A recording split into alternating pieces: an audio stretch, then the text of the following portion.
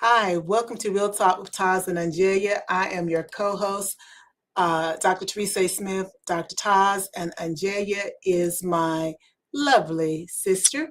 I'm bringing the folks in over on IG. OnJerya, how are you doing? Now you know that's a loaded question. I know it's loaded, but I always start out with that question. I'm blessed to highly favor, thankful and grateful to be here to see another day, another Tuesday. So I guess I can't complain. How are No, you? well, I could reiterate everything that you just said. I am not going to complain. You know, um,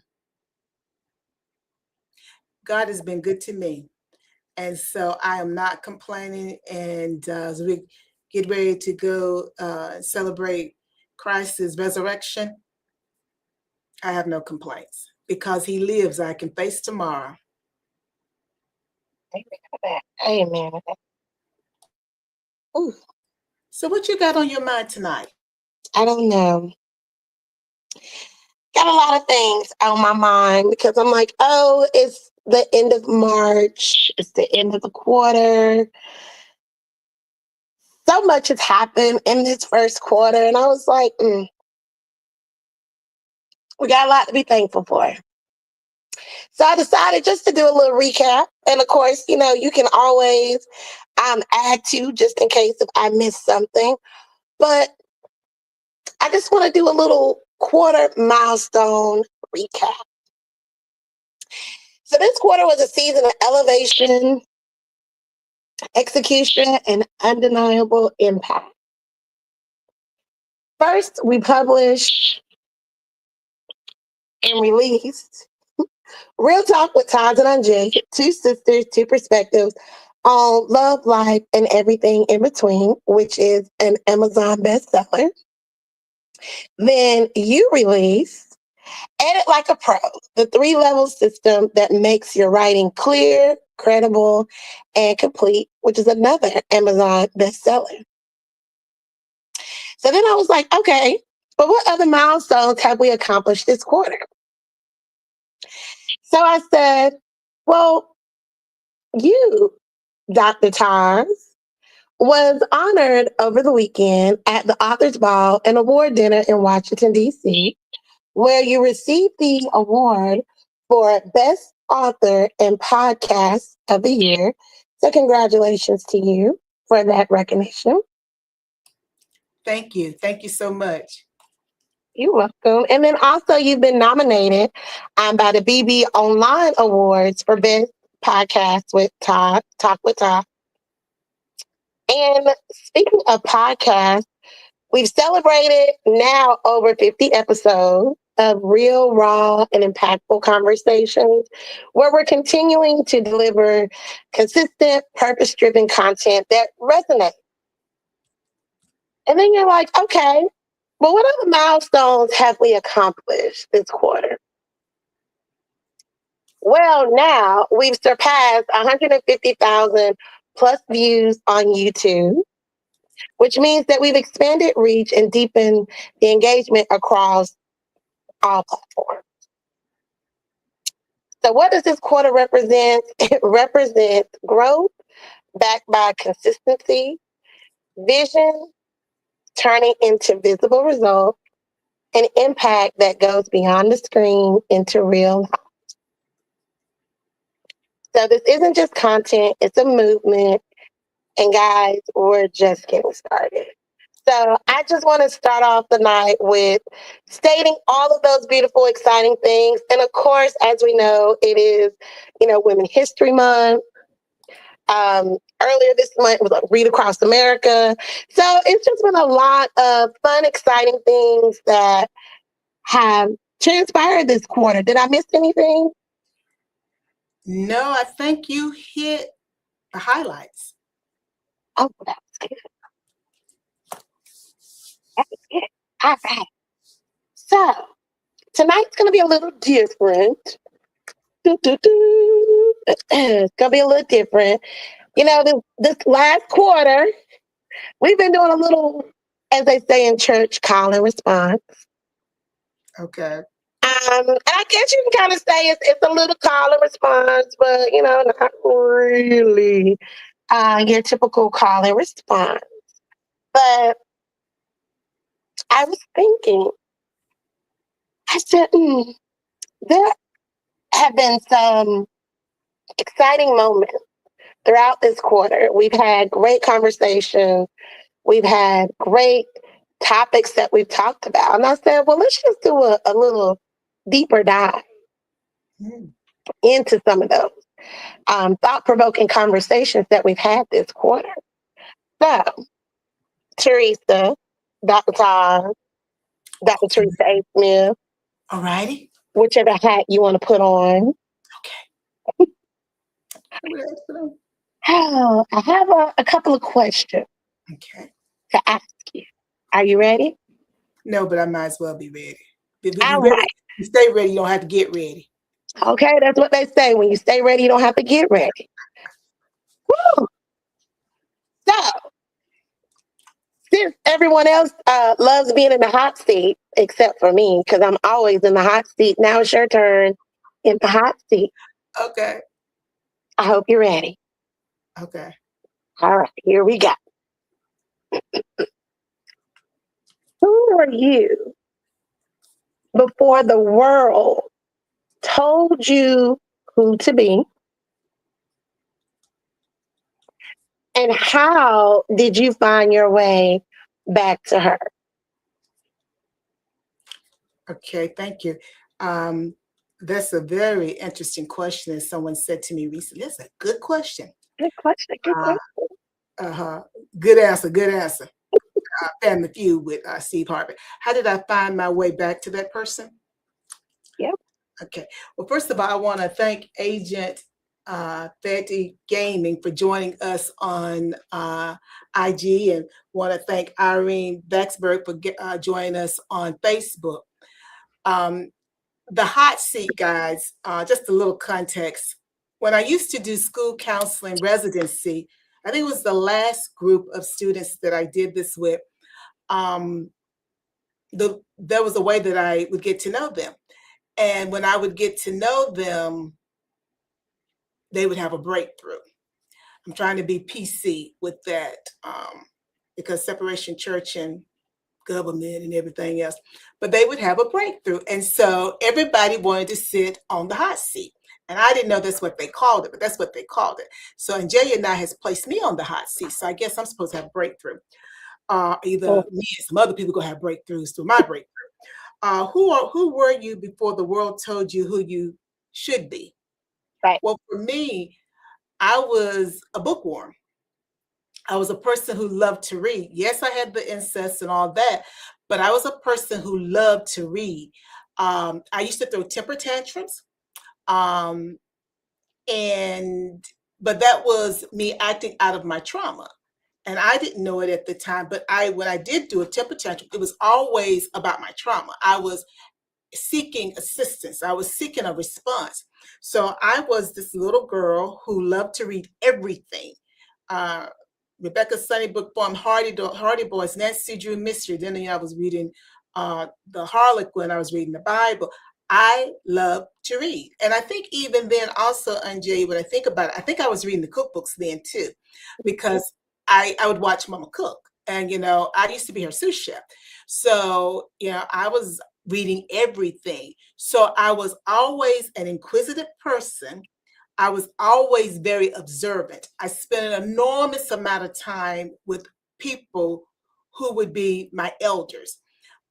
So what I'm saying is I spent a lot of time around older people, women who were probably 50 and 60 or 70 then, but I didn't realize it. But I just spent a lot of time around these older people.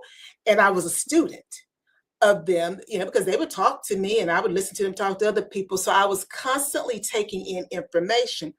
So that's who I was before the world told me who I needed to be. And how did I find my way back to that person? How did I find my way back to being a person who understood that she was different? Because I always was, and understood that that was okay. It has taken mm, That's a good question. How do I want to phrase it? Um, I never left God, and God never left me. So therefore, I was doing something yesterday, and I was reminded how I used to go into the closet, and I can see it very vividly. I would play, I guess, early on in the closet. It'd be like my little house, playhouse, or whatever. And have my dolls and da da da. But and eventually, I would go into the closet and I would pray, and I would talk to God and Uncle Johnny and Grandmama, because these are all dead people, except God. He rose on Easter morning. But the other people didn't rise. That's my humor, guys. Like I told y'all, I got a dry sense of humor. Because if them people get up from the grave, y'all better run. We not gonna be as get out. I'm gone. Y'all get out when you want to get out. And so, but I would go in there and I would talk to them. And me talking to God, since I was raised in the church, it was my way of staying connected. And even though I went through many trials and tribulations, and even the trials and tribulations I go through now, that cord was never broken. So when you ask me, how did I find my way back? I go back to Faith Matters, because I realized, as someone said to me, you a smart person. They didn't say it quite like this, but that's basically what they meant. You're a smart person, but you're going to have to sit down and you're going to have to let God take over. Because no matter how smart you are, you can't do what he can do.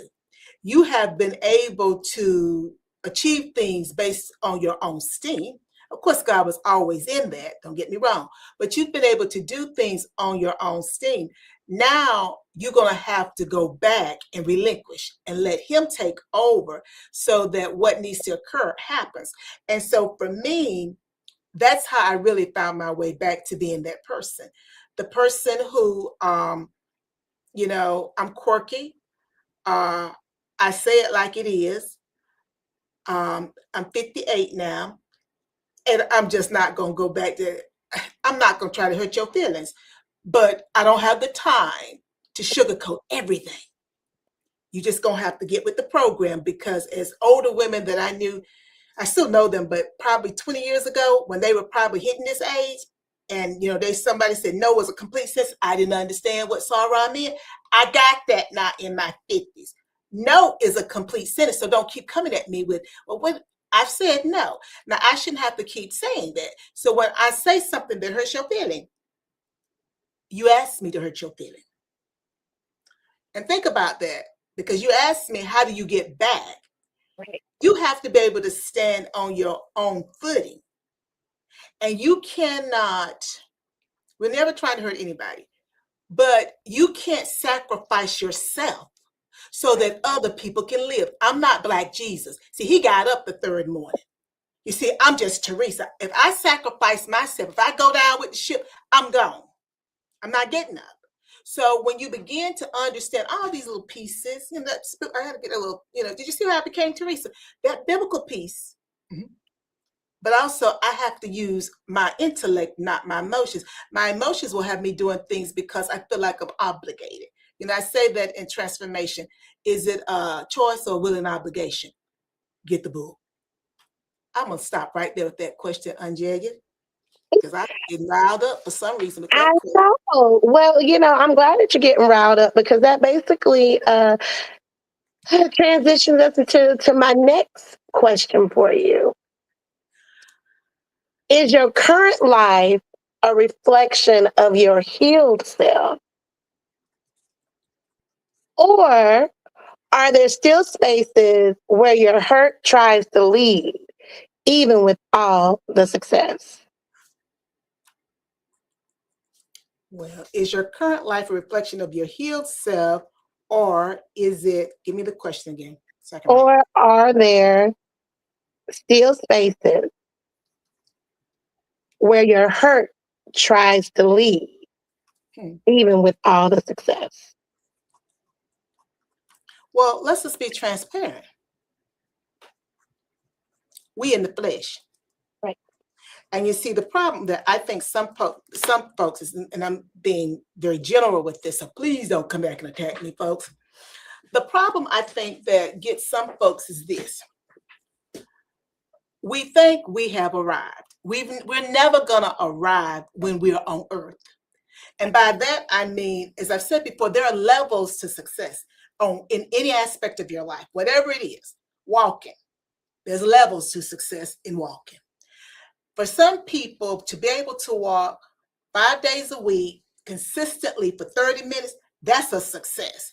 For other people, they may walk 7 days a week and they walk 45 minutes. That's their level of success. Success is success. Everybody's success is different. So when you talk about is your current life a reflection of your healed self, or are there still spaces that try to lead? Did you say lead? Where your hurt tries to lead. Oh, hurt. Where your hurt tries. Oh, I didn't like that. Where your hurt tries to lead. Well, Mhm. because we're in the flesh, and most people always want more. When we don't see more, when we want to see more, those are the times where self-doubt tries to take hold. And when self-doubt takes hold, sometimes we feel strangled. And whenever you're being strangled, it is choking your voice. And when your voice goes, your identity goes. So we have to be very mindful of that. So the answer is, is my current life a reflection of my healed self? My healed self at this moment in time. Yeah. Now, 30 minutes ago, I'm going to be a different healed self. Before we started, I was a different healed self. And then it's like, what do you mean? Because we change with every second of the day. Because we are having external experiences, we're having internal experiences, because there are things happening in our mind that people around us may not even know. We may be feeling some kind of way. Those people don't even know that. They don't have any idea. So we're constantly evolving and experiencing life. So because of that, that healed self has to stay very focused, and it has to be the most, it has to remain the center of your focus, which goes back to that previous question. It has to remain the center of your focus so that those unhealed parts don't overtake that healed part, and then you go off the deep end. And off the deep end doesn't mean you're always exploding. It may be you're in a crying stage. I was in a crying stage for a whole year. Just didn't even understand why I was in a crying stage. I was crying on interviews. I just didn't know. But looking back, I do understand it now. It was a cry for the inner help. That inner child was crying for help.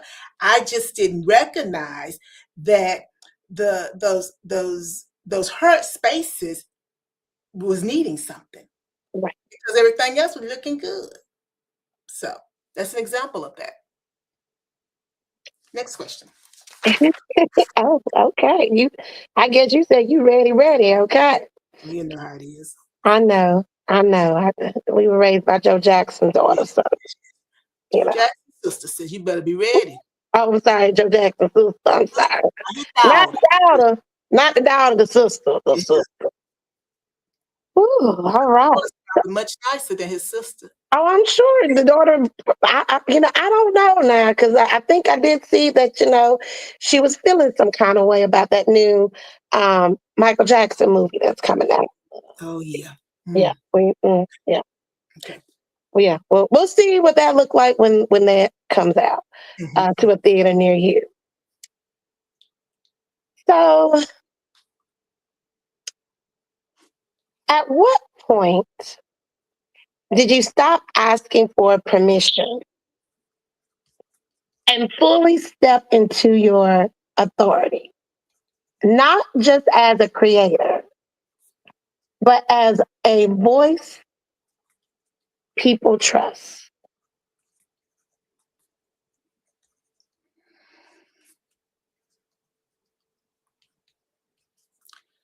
OnJerya, Yes, Teresa. there's so many ways that I could address that. Um,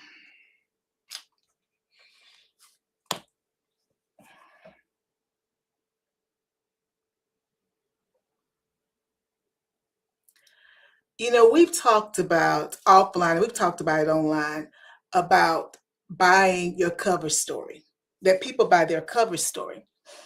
And when you ask me at what point did I stop asking for permission and step into my authority, not as a creator, but as a voice that people can trust. Yeah.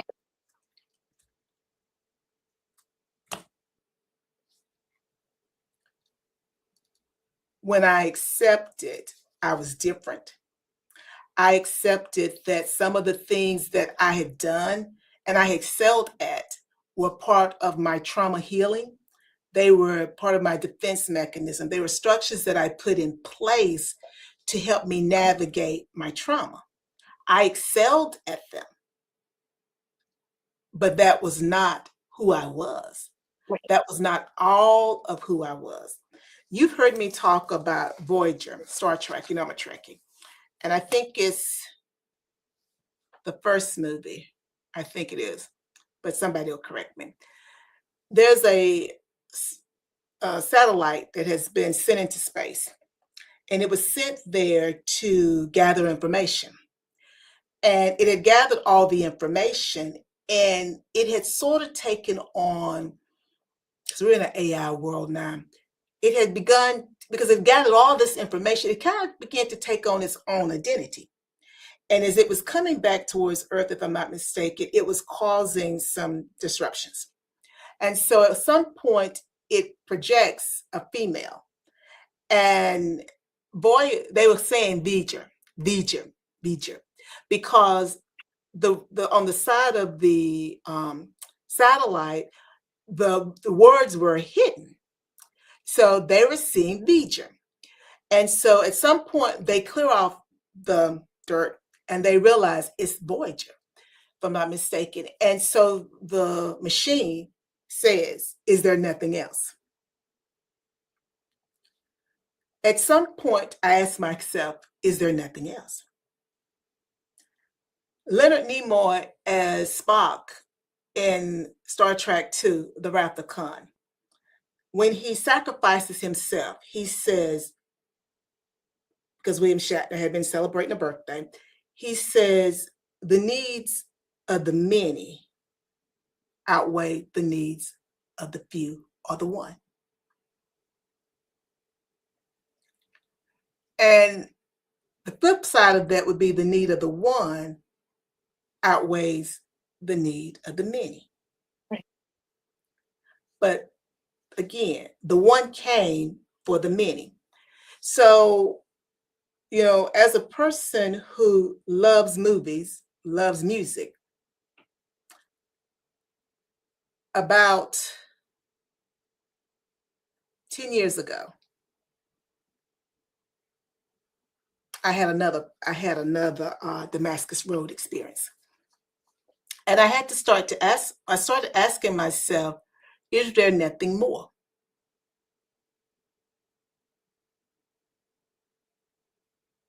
Now, understand, guys, when I say that, there's what I thought I wanted, and then there's what I want. I was caught in the middle because what I wanted was attached to a system that I had built in order to manage my trauma.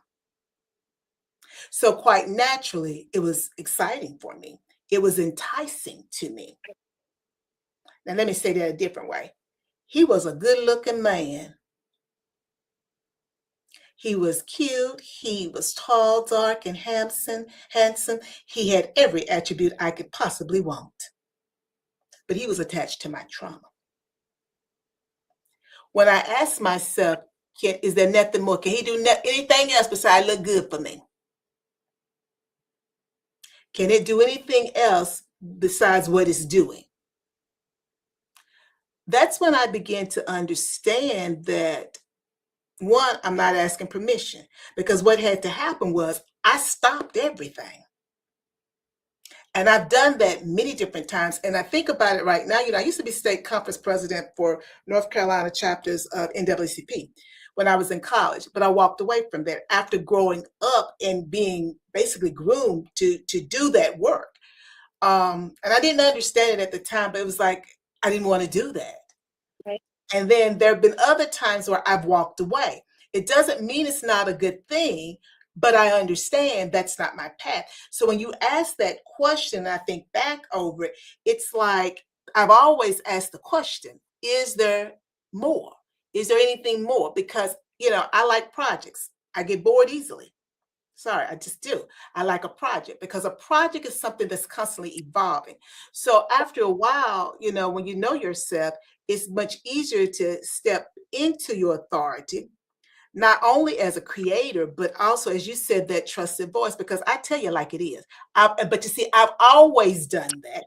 You've heard me say, I never said it with Miss Todd, with Miss Gloria, because I used to ask her this, why is it that people ask me for my opinion and then they get upset when I ask them?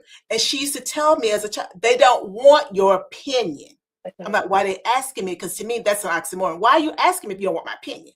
They want you to tell them what they want to hear.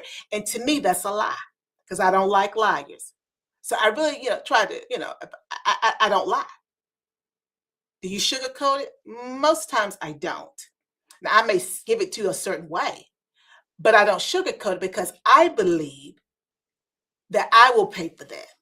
Because if you act on something that I've said, and it don't have to be business, it could be anything, and I didn't tell the truth, ultimately I pay for that, meaning my salvation is at stake. And so I've just always been the type of person, I've been honest my whole life. And that's something that I realize that people have a problem with. So when you talk about that trusted voice, I'm going to tell you like it is. When I say I couldn't leave the house, I couldn't leave the house, honey. When I said I was crying all night, I was crying all night long. I go, oh God, we got to stop this, because I can't go nights without sleep. I need at least some sleep.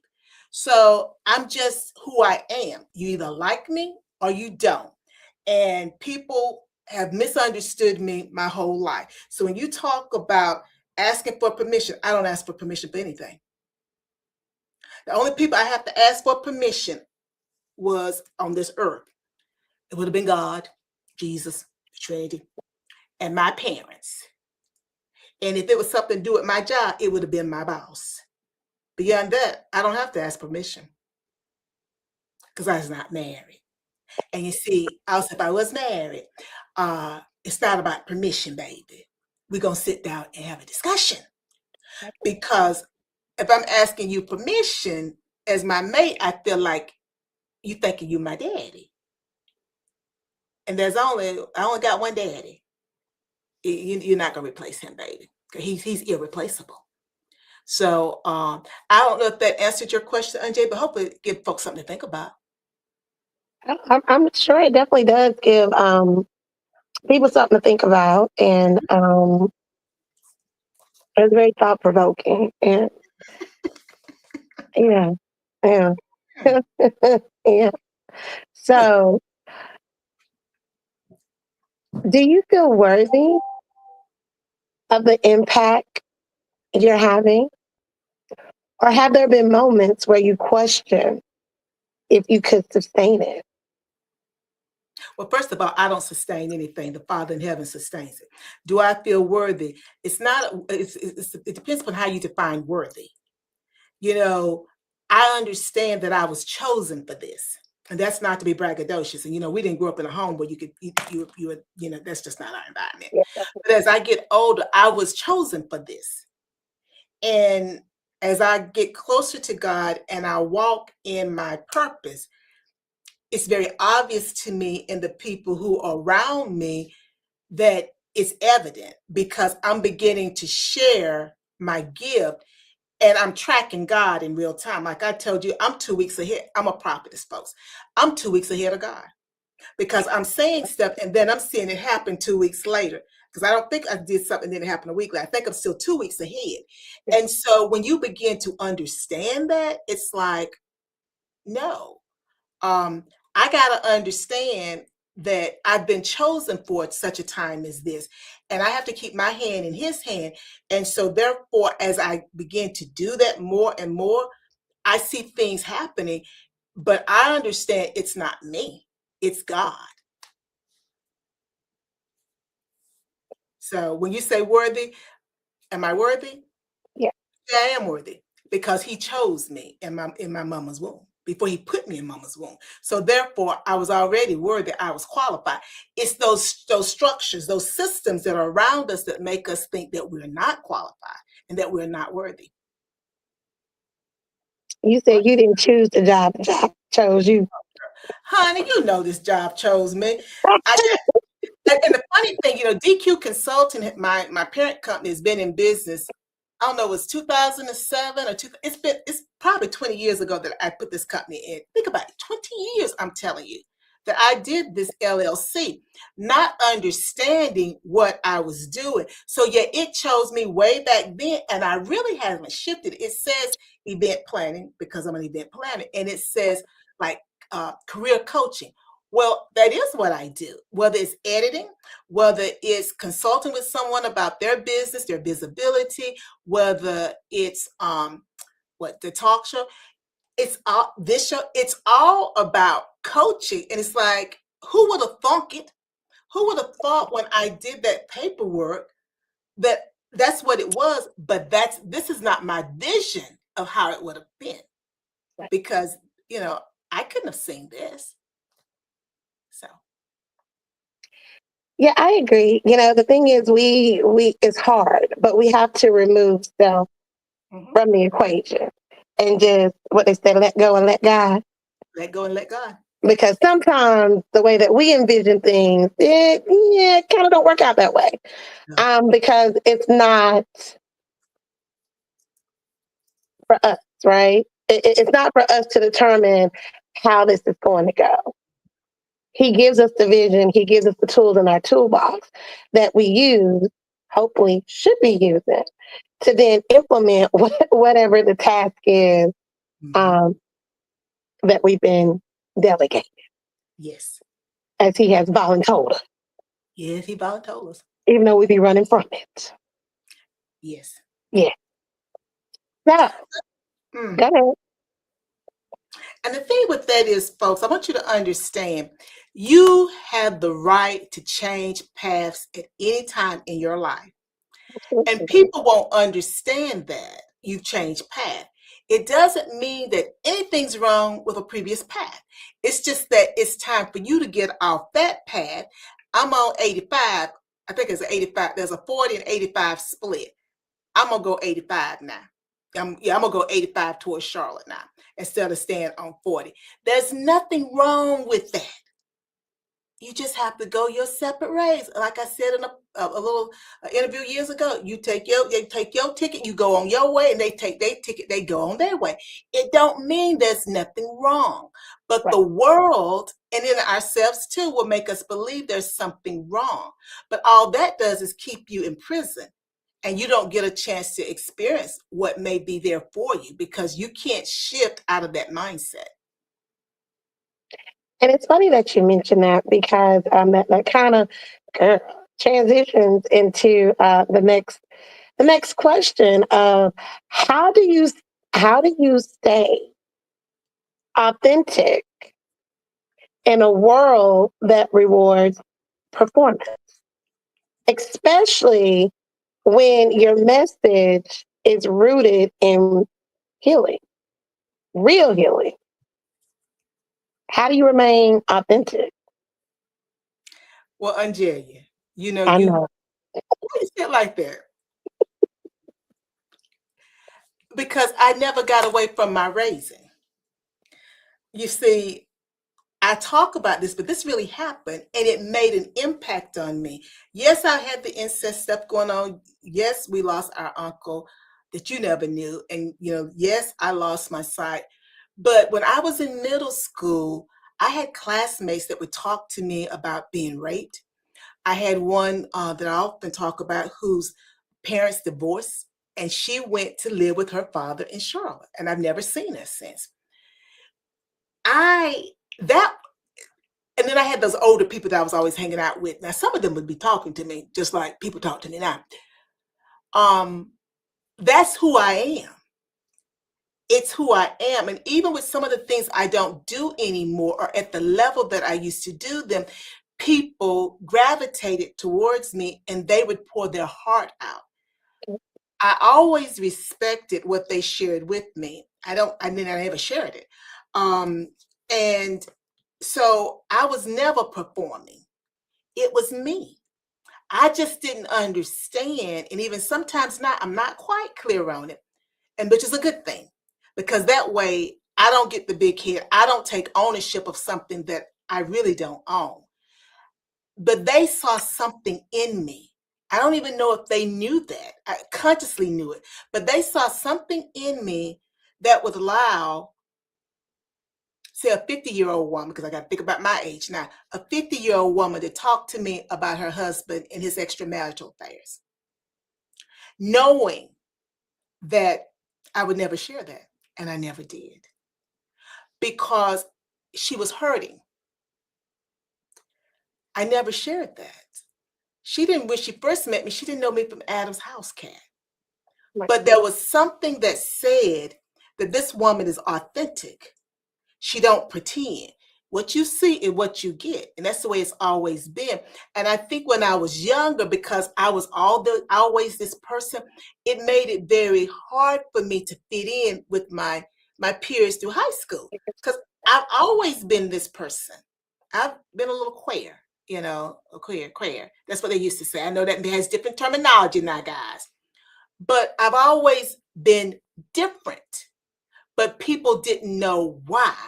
And they shied away, or they came towards me, or they tried to minimize me by bullying or doing other things, because they didn't understand, why is this girl like this? Well, because of my DNA from my parents, first of all, and because of the purpose, because we all got a purpose. Mine was just evident, and you could see it, and it made me be a little odd, but everybody's is evident. We just don't know what we're looking at. See, it's always there. We just don't realize what we're looking at. And then some people may try to suppress theirs. Well, I didn't try to suppress it because it was all that I knew. So I didn't know to suppress it. It was another part of me just being me. And it goes back to, again, we talk about every week doing the work, right? Like when you do the work and you work on self, the inner work, not the outer work, guys. Okay, yes, we all want to look good on the outside. But what good is it to look good on the outside and to be a hot mess on the inside? Because ultimately what's in you gonna come out. So work on inner you. And that is hard to do. So um, it's nice to know that even though at a young age you didn't know what you know now, right? Um, that those were things that made you be different and that you were okay with being different. Because I think sometimes it's hard for people not to be able to blend in and be in the in group. Because, I got to be in the clique. Because if I'm not in the clique, that means nobody likes me. Baby, just love yourself. Because sometimes you don't want to be in the in crowd. You don't know what you got to do to stay in the in crowd.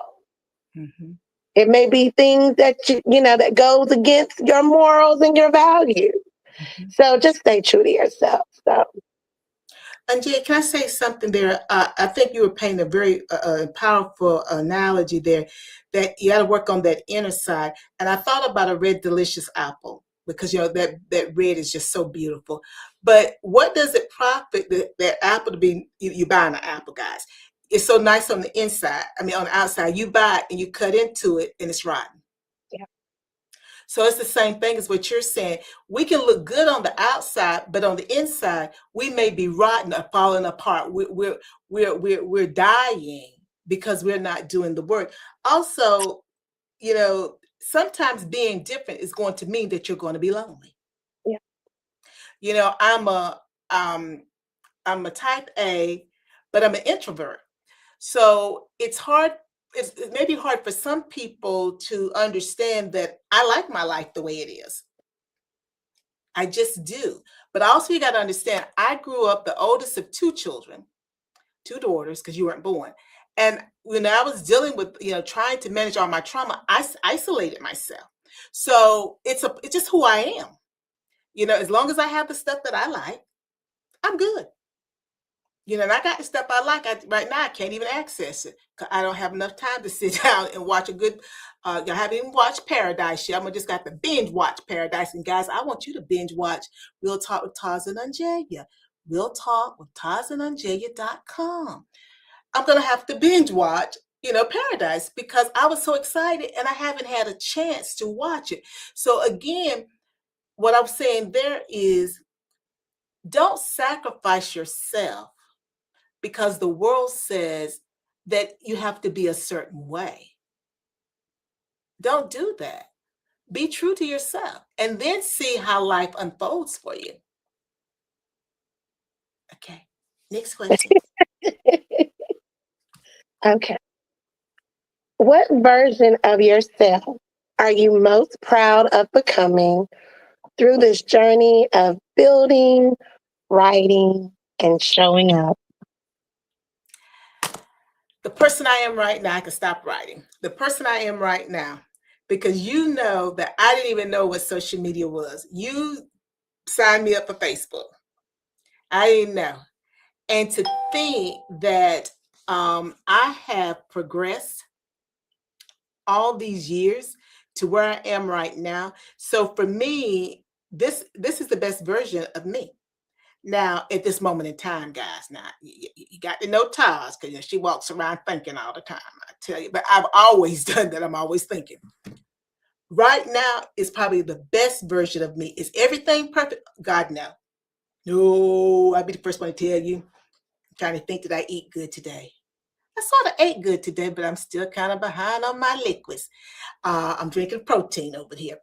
Um, but I'm better than what I used to be. And I'm in a place right now where, and I've always been in this place, but I have to consciously stay there.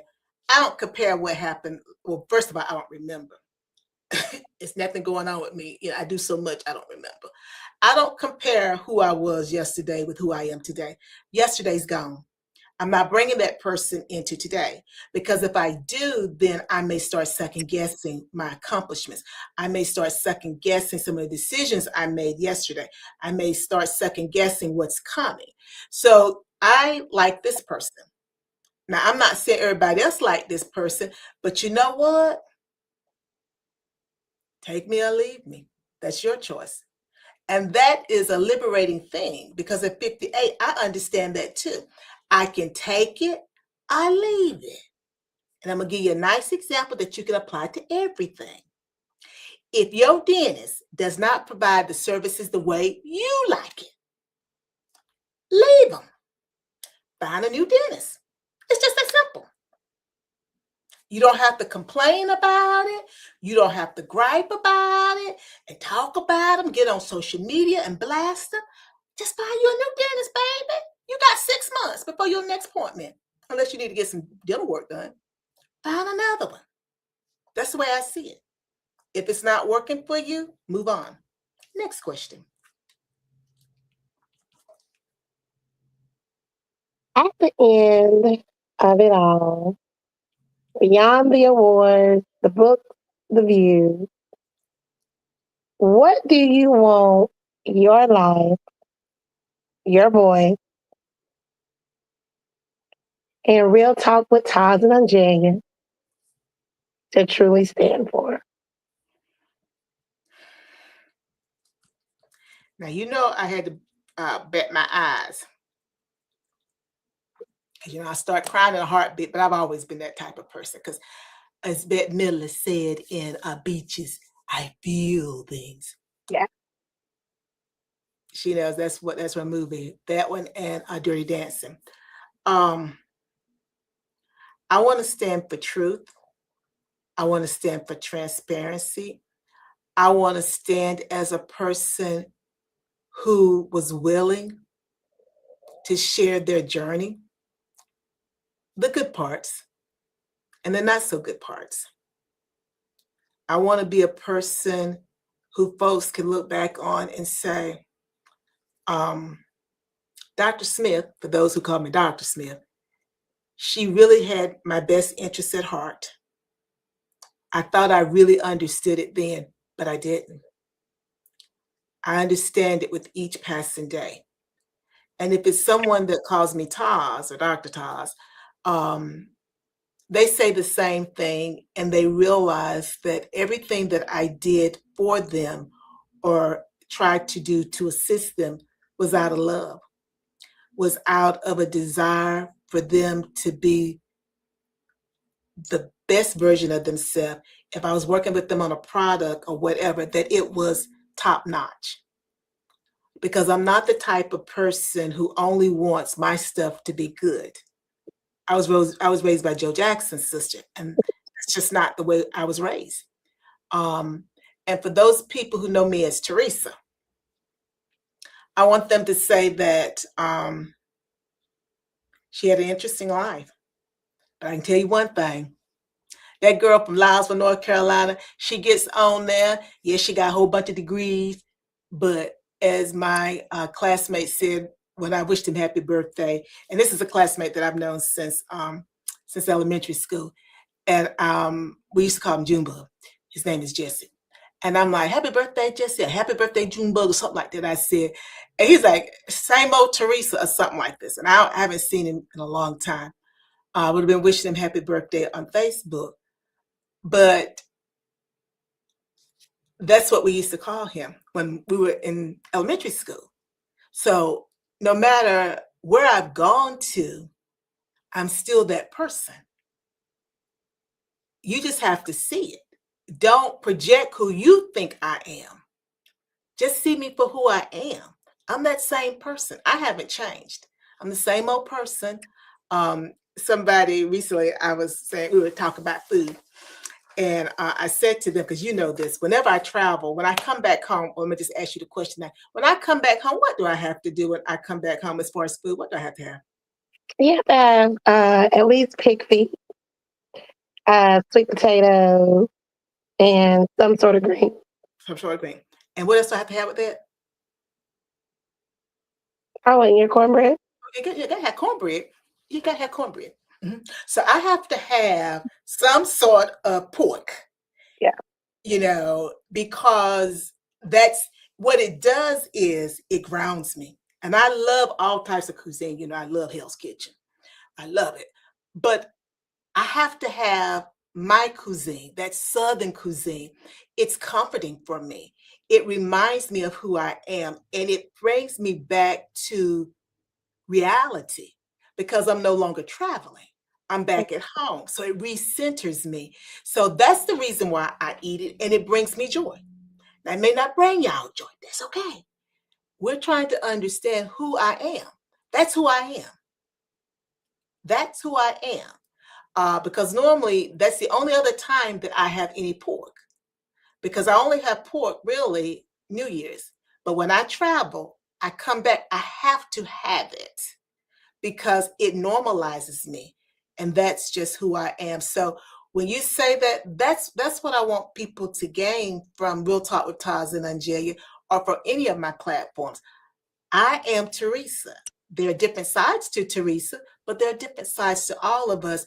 And I have tried to live my life honestly and under my own convictions. And that's all that any of us can do. I agree. Like we've said before, just don't be like Mike from the sense of, the athletic part, Be like Mike from the business man, you know. Be the business person, the Be good. entrepreneur. Be Be like Mike. good. Yeah, be like Now he's Mike. good with that now, that boy good with that. But You as see? far as like, playing basketball and we don't want to be like Mike in that sense. Be like Mike, the entrepreneur. Okay. So as we draw close to an end, my final question for you. I know you like, Lord Jesus, she about to go all night. and I'm Gosh, not. And I'm not. Um, my final question for you is with all these milestones achieved this quarter, What's the next level of Teresa, Dr. Tom, that the world hasn't met yet? Well, bless your soul. I want to say thank you, Red, for joining us over on IG, and Smith Elliott 1961 for joining us, and Cyrus Webb for joining us over on Facebook, and Irene for hanging in with us. Uh, what's the next level for for Teresa, Dr. Taz?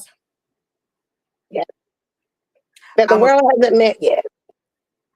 now That let we me haven't met yet. before I answer that. Do you mean me personally or work stuff? What do you mean with that? It's however you want to take it.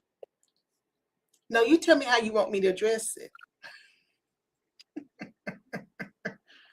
What's next for Teresa, aka Dr. Tom, as it relates to the creator? You're like, that didn't help it either. I know. It's the same question. It Well, is. I'm always working. Um, bad girl, bad girl. Um,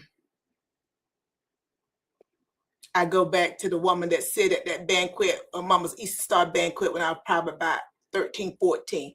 I love to tell it. Sometimes she could be a little mischievous. I won't call her name. I think she celebrated a birthday recently. I think she's about 80 something. A bad girl. Um, a lot. You know, I have a lot of creativity that flows through me. So I'm working on several projects. We're going to be releasing the Real Talk with TAS and OnJerya, our vertical series, be 3-minute clips. We're going to be releasing that during the interim as we are on our break, because we're bringing this season to a close. So we'll be releasing that. We've got digital products as it relates to Real Talk with TAS and OnJerya that we'll be refining and getting ready to release those. Um, I've got my Faith Matters series that will be releasing in May with Dennis Perkins. I've got Dr. Taz Faith Matters with Dennis Perkins. I've got Dr. Taz Reclaiming Your Voice with Dr. Velma Bagby that will be releasing in June. I've got Dr. Taz Real Talk that will include OnJerya. That limited 4-episode series will be releasing in July. And then in August, I will release the Dr. Taz Bounce Back. All of these series are a part of the Dr. Taz Stronger Transformation Framework that I've been working on for quite some time. In addition, I've got a project that I've been working on with Miss Gloria. It's like what my mama said. Mama and I have been working on that book for, I think, about 12 years before I ever released it. We have been working on a project also that I'm going to keep working on. I have to get listen to my language. I got to get quite a few of them in the can before I can release it. But I've started actually creating something, and it's going to be a series, and it's going to be based on the wisdom that Mother passed down to me from my grandmother. So I've been working on something with that also, and I've been working on Daddy's next cookbook. Really, I should get that out sometime. Sometime before he says I'm just not gonna talk to you no more. And then I will say this too. Something sparked within me a couple of days ago that said it might be time. It might be time to release the next component of transformation, the book itself, Transformation. Um, I pulled the items down. I've not gone through them. So when you say to me what's coming, it's a lot of things coming.